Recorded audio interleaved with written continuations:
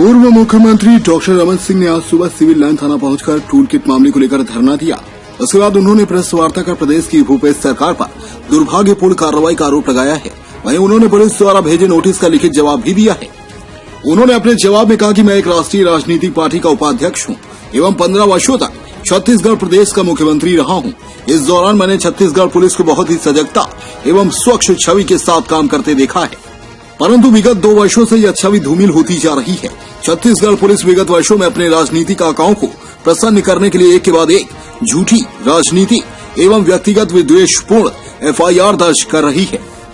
जिस पर विभिन्न न्यायालयों द्वारा समय समय पर हस्तक्षेप कर रोक लगाई गई है। मैं एक जिम्मेदार नागरिक हूं एवं राजनीतिक जीवन निर्वहन करने के कारण भी मेरा यह दायित्व है कि राष्ट्र हित एवं जन सामान्य के हितों की रक्षा करूं। वर्तमान समय में जब देश कोविड-19 जैसी आपदा से जूझ रहा है, तब कांग्रेस पार्टी ऐसे विपदा को भी अपने स्वार्थ एवं राजनीतिक हित के अवसर के रूप में प्रयोग करते हुए आम जनता को विभिन्न प्रकार से दिग्भ्रमित कर रही है। ऐसी राजनीतिक पार्टी जो 70 वर्षों तक राष्ट्र में सरकार चला रही थी, का दायित्व है कि वह राजनीति से ऊपर उठकर जन सामान्य को आपदा से राहत दिलाने के लिए कार्य करे, किंतु इसके सर्वथा विपरीत कांग्रेस पार्टी लोगों को दिग्भ्रमित करने के लिए सुनियोजित षड्यंत्र कर अपने कार्यकर्ताओं को भारत सरकार द्वारा चलाए जा रहे योजनाओं एवं कार्यक्रमों को बाधित एवं बदनाम करने के लिए निर्देशित कर रही है। उपरोक्त कृत्य अत्यंत दुखी एवं व्यथित होकर मेरे द्वारा आम जनता को सही तथ्य बताने के उद्देश्य से मेरा ट्विटर मैसेज दिनांक 18 मई को प्रसारित किया गया। संदेश का उद्देश्य सत्य को सामने लाना एवं जन सामान्य में उत्पन्न भ्रांति को दूर करना था। मेरे द्वारा किया गया ट्वीट राष्ट्र हित को ध्यान में रखकर एवं जनता में जागरूकता कराने के उद्देश्य से किया गया था, जिस पर छत्तीसगढ़ पुलिस द्वारा एक बार फिर से सरकार के दबाव में आधारहीन FIR लिखी गई है। पुलिस द्वारा दर्ज FIR से प्रथम दृष्टया कोई आपराधिक मामला प्रदर्शित नहीं होता है, परंतु क्योंकि हम एक विधि को मानने वाले नागरिक हैं, अतः संदर्भित नोटिस के माध्यम से आपके द्वारा पूछे गए प्रश्नों का उत्तर कुछ इस प्रकार है। डेस्क रिपोर्ट, समय न्यूज। आज पूरे प्रदेश व्यापी धरना दिया, 3 से 5 देने वाले हैं और हमने हमारे 5 सभी साथी के साथ सिविल लाइन थाने के सामने आज 2 घंटे का धरना दिया और 3 से 5 पूरे प्रदेश के सभी थानों में धरना का आयोजन है। और ये कांग्रेस के द्वारा सुनियोजित षड्यंत्र करके भारतीय जनता पार्टी की छवि को धूमिल करने का जो षड्यंत्र किया जा रहा है। नरेंद्र मोदी जी राष्ट्रीय हमारे नेतृत्व के लिए, प्रधानमंत्री जी के लिए और इस देश को बदनाम करने की जो साजिश कांग्रेस के माध्यम से टूल किट के द्वारा सुनियोजित तरीके से की जा रही है, उसका पर्दाफाश जब होता है तो कांग्रेस की बौखलाहट कैसे होती है ये देखने को मिला। सोनिया गांधी, राहुल गांधी के इशारे पे छत्तीसगढ़ का मुख्यमंत्री यहाँ पे FIR दर्ज कराता है और FIR दर्ज करने की प्रक्रिया भी आप देखेंगे कि किस प्रकार ये पूरा का पूरा संचालन ये सिविल लाइन थाने से नहीं होता, ये कांग्रेस के कार्यालय से संचालित होने वाला ये पूरा का पूरा घटनाक्रम है। और मैं इसलिए इसको कहता हूं कि 18 तारीख को 9:38 में INC इंडियन नेशनल कांग्रेस के आधिकारिक ट्विटर हैंडल पर एक ट्वीट किया गया। NSUA के प्रदेश अध्यक्ष द्वारा डॉक्टर रमन के खिलाफ, मेरे खिलाफ सिविल लाइन थाने में शिकायत प्रस्तुत की गई 18 तारीख और शिकायत को ट्वीट के माध्यम से उस पेज में शिकायत के रूप में डाला गया।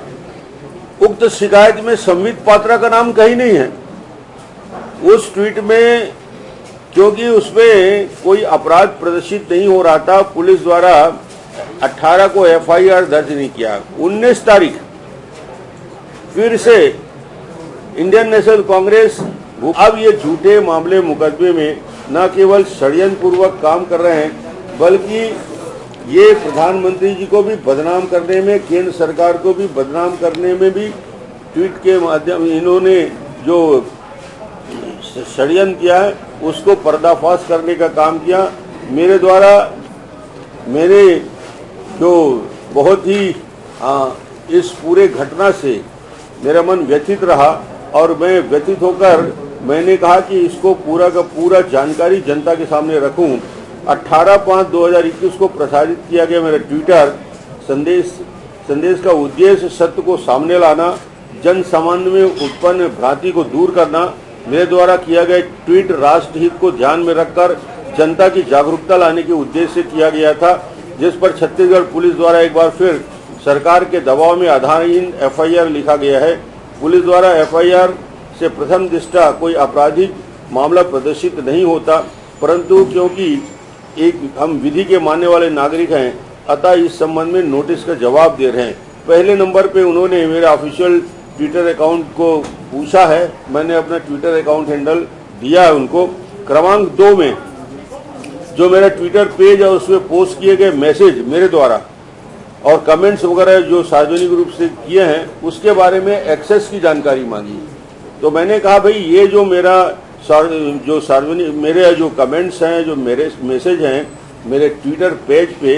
वो पब्लिक डोमेन में है, उसको कोई भी पढ़ सकता है, उसके लिए अतिरिक्त जानकारी देने की जरूरत नहीं है। आप इसको आसानी से देख सकते हो, उसको कोई डिलीट भी नहीं किया गया और वो पूरे के पूरे मेरे अकाउंट पर व्यक्तिगत जानकारियां भी हैं। अतः मैंने उनको कहा कि मैं ट्विटर अकाउंट को चाही गई एक्सेस विधिक एवं संवैधानिक प्रावधानों के उल्लंघन में है और मेरे निजता के मौलिक अधिकार का हनन है, इसलिए आप एक्सेस किसी का नहीं मांग सकते, न मेरा और न किसी भी ऐसे ऑपरेटर का जो उस पर काम कर रहा है। ये कानून पे कहीं नहीं लिखा है कि उनका एक्सेस आप सार्वजनिक कर दें, क्योंकि ये अपने आप में हर व्यक्ति का निजता का अधिकार है और ये मौलिक अधिकार हमारा है। तो मैंने उसको डिनाई भी किया और मैंने कहा कि ये देना मेरे लिए संभव नहीं है। क्रमांक 3 पे मैंने उत्तर दिया, जो 18/5/21 को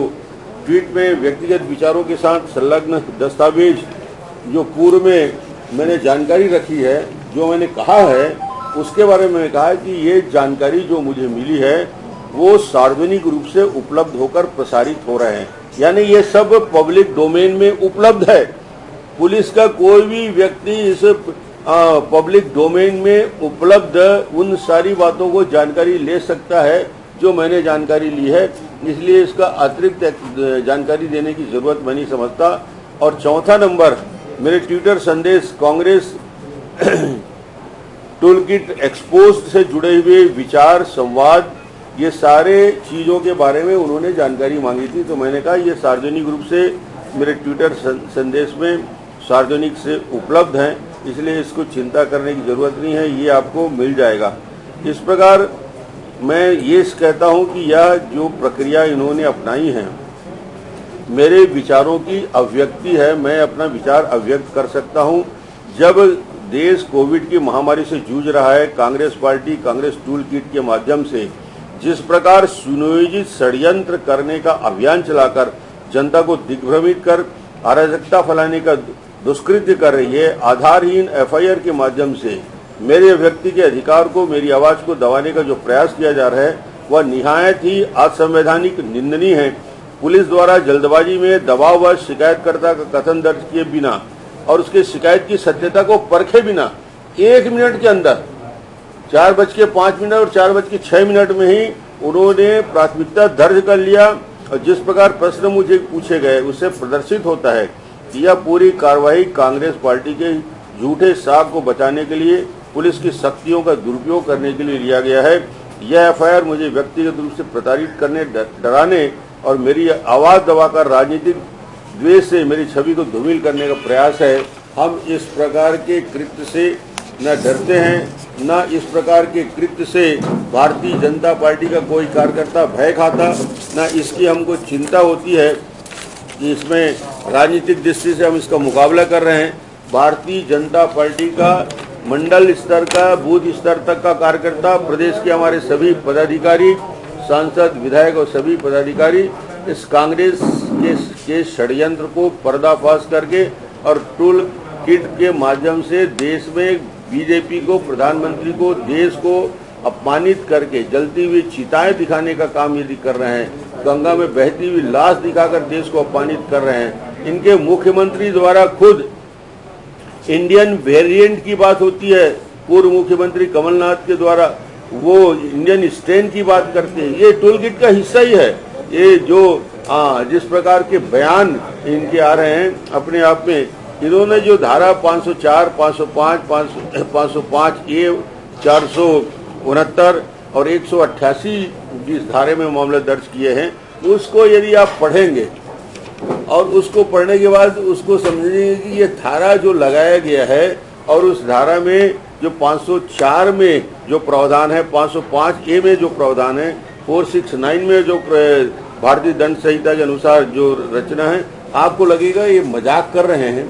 ये FIR में इन धाराओं पे मामला पंजीबद्ध करना एक प्रकार से, इसके डिटेल यदि आप चाहेंगे तो मैं इसके भी आपको दूंगा कि किस प्रकार इन्होंने 504 में जो कोई व्यक्ति को उकसावे के इरादे से जानबूझकर अपमान करे, इरादतन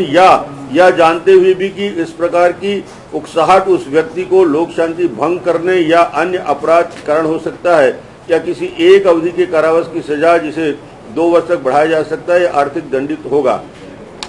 इन्होंने कहा है कि अशांति फैल जाएगा, पूरे के पूरे देश में संभावना फैल रही है कि सार्वजनिक रूप से शांति भंग हो जाएगा। मेरा ट्वीट जब से चल रहा है आज तक कौन सा छत्तीसगढ़ में शांति भंग हुआ, कौन किसी ने एक दूसरे के साथ विद्वेष की भावना की, किसने इस प्रकार के आरोप प्रत्यारोप जो लगाए हैं, ये चारों मामले जो मैंने इसमें देख रहा था, इस प्रकार के आरोप जो लगाए हैं कि कानून, सरकार के कानून का उल्लंघन, कानून के निर्देश को तोड़ना IPC 188 के तहत किया जा सकता है। कौन सा कानून को तोड़ा गया, कौन से कानून के निर्देशों को तोड़ा गया है, कौन से सरकार के प्रावधानों का उल्लंघन किया गया है, 188 लगाने का औचित्य क्या है? इन सारी धाराओं की धज्जियां बिगड़ जाएगी जब न्यायालय में हम जाएंगे, और इसमें निश्चित रूप से आने वाले समय में न्यायालय में जाकर भी हम इस मामले को पूरी तरीके से न्यायालय के समक्ष प्रस्तुत होंगे और अपनी बात को मजबूती से रखेंगे।